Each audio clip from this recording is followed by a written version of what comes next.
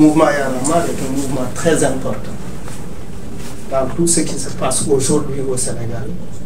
Le mouvement Y en a marre a joué un rôle important. Maintenant, on peut avoir des avis différents sur ce que le mouvement a fait. Parlant, oui, des gens ont été arrêtés, nous avons même fait la prison au Congo. C'est important pour moi, c'est important. Je ne le dis pas parce que effectivement j'ai quelque chose contre qui je ne suis pas. Ce n'est pas mon approche. Ce n'est pas mon approche de dire parce que je suis quelqu'un qui le soutient, parce que je sais que c'est un militant très convaincu, qui est tout le temps présent. Il continue le travail. C'est l'un des meilleurs parlementaires. Il est excellent, il fait un excellent travail. Mais il ne faut pas passer sur ce que les gens ont fait. C'est important. Revenons sur la définition de l'activiste. L'activiste, ce n'est pas simplement quelqu'un qui est dans la contestation, c'est quelqu'un qui est dans la proposition. Parce que c'est la contestation, effectivement, qui est sensationnelle. Malal est devant le palais. Ça fait ça, c'est chaud. Ça fait la une des journaux. Mais Malal est en train de planter des arbres. Ça n'intéresse pas la presse. Sinon, je dirais peut-être que Ali Haïdar est un activiste. Un grand activiste. Il a replanté la mangrove un peu partout au Sénégal.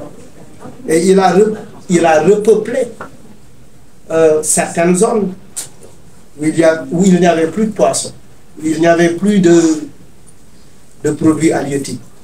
Il a permis à des femmes sérères de retourner, de reprendre le travail parce qu'il a planté, il a replanté, il a reboisé la mangrove. C'est important. Parce qu'il ne faut pas qu'on limite l'activisme à de la contestation. L'activisme, c'est aussi de la proposition.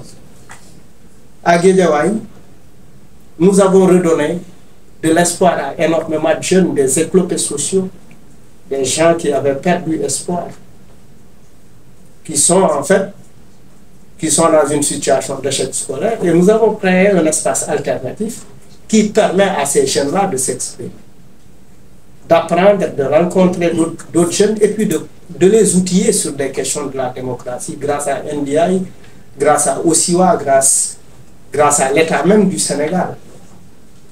On fait beaucoup de choses, on intervient dans la prison pour anticiper la réinsertion sociale. Ça aussi, c'est de l'activisme. Même si ça n'intéresse pas la presse, parce que ce qui intéresse véritablement, parce que la presse, ce qu'elle cherche, c'est vendre son journal.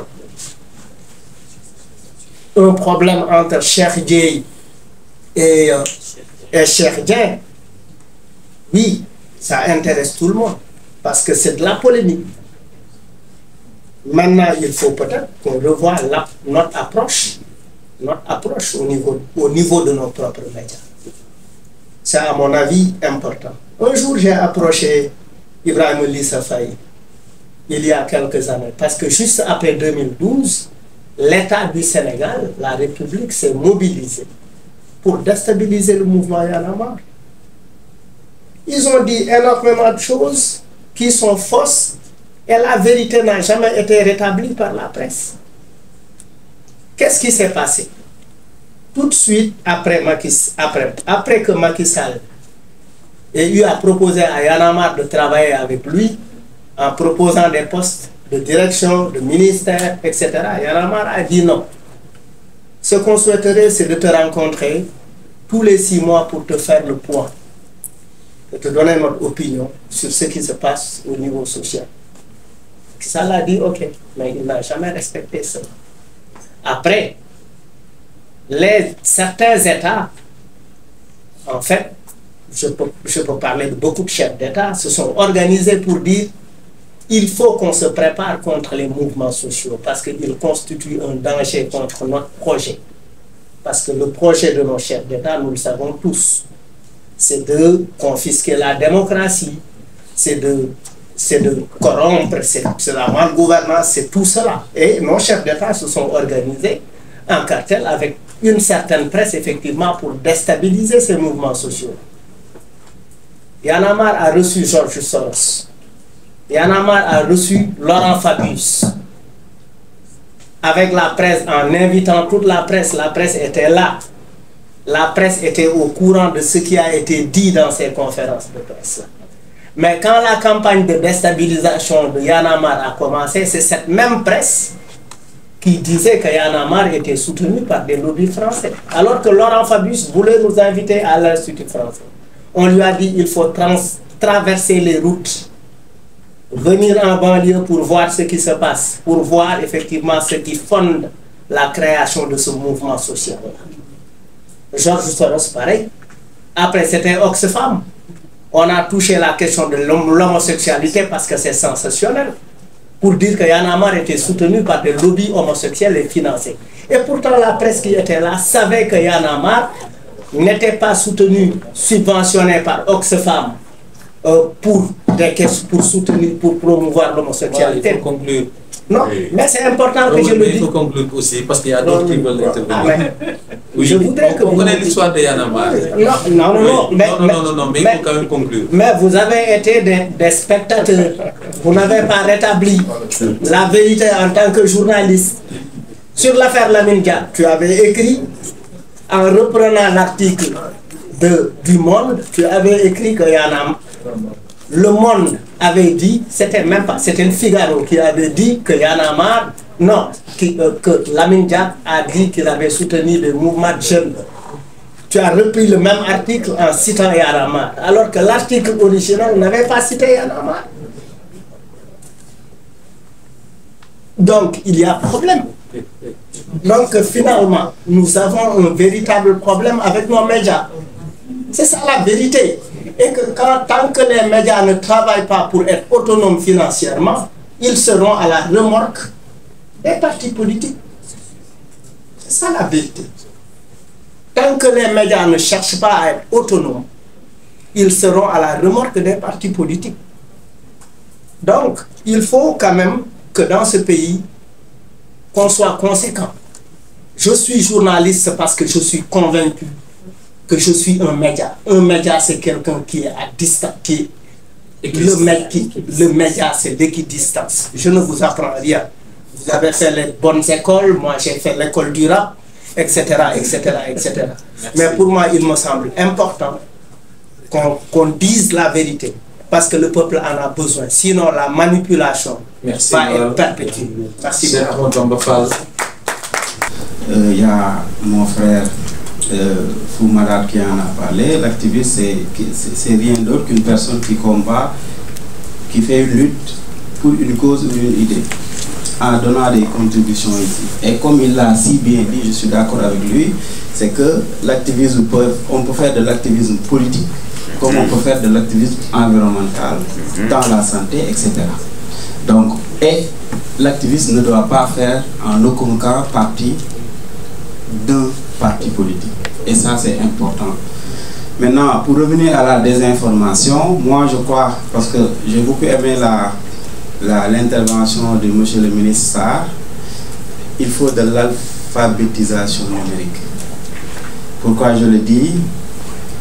Il faut alphabétiser les personnes dans le domaine du numérique pour leur permettre aujourd'hui de savoir comment faire la recherche de l'information, avoir cette approche critique lorsqu'ils ont cette information-là et automatiquement avoir le réflexe de l'utiliser à des fins utiles. Je donne un exemple. Ayoba a tout de suite parlé de son fameux tweet pour la candidature du président Bassirou Diomaye Faye et on le félicite pour cela parce qu'il aurait pu automatiquement, lorsqu'il y a eu une mauvaise information qui venant d'une autre personne, automatiquement tweeter et au lieu d'aller chercher la bonne information. Et ça, c'est le réflexe qui manque aujourd'hui. Je m'excuse à nos journalistes, à nos influenceurs et à nos activistes. Et ça, c'est très important. L'autre chose, surtout par rapport aux réseaux sociaux, parce que je vais parler surtout par rapport à l'État, c'est que l'État doit arriver à réguler les réseaux sociaux. Pourquoi je le dis? Régulation, ce n'est pas restriction, c'est ce que les gens pensent, mais il faut que l'État puisse arriver à parler d'égal à égal avec les GAFAM et avec Meta. Je le dis par expérience, parce que j'ai eu le privilège d'être le représentant de l'État avec TikTok sur l'ensemble des interactions qu'on a eues ces 5 dernières années. Et aujourd'hui, il faudrait que l'État puisse avoir ce monopole-là pour parler d'égal à égal avec ces géants de réseaux sociaux. Et ça va même vous aider, M. Gueye, lorsque vous avez besoin aujourd'hui qu'on puisse enlever des postes, de savoir quel est l'interlocuteur direct qu'il faudrait saisir pour pouvoir le faire, en rapport avec l'État. Donc je vous exhorte même à aller discuter et aller parler avec le ministère de la Communication, des télécommunications et du numérique, parce qu'il y a beaucoup de choses qui ont été faites et qui sont là-bas et qui vont être continuées. Je suis en phase sur la semaine nationale de la paix et du vivre ensemble. Parce que nous, quand on était, peut-être nos petits frères n'ont pas cette chance-là, mais nous l'avions quand on était petits. Il faudrait penser à mettre dans le curricula tout ce que vous avez dit, et même le numérique, c'est important. Nous, on faisait de l'éducation civique, morale, sanitaire. Il faudrait qu'on mette encore dans ce curricula-là de vivre ensemble et tout ce qui est dans le domaine du numérique. C'est important d'avoir cet observatoire-là. Nous n'avons pas l'habitude d'avoir des données à nous dans des domaines précises et pertinentes. Même les pays qui ont des lois et une législation assez outillée par rapport à la lutte contre la désinformation ont ces observatoires-là. Pourquoi pas nous? Il faut avoir ces observatoires-là qui nous permettent aujourd'hui d'avoir les données et d'avoir même des scénarios et des bonnes pratiques que les autres utilisent pour les utiliser au niveau de notre pays. C'est très important.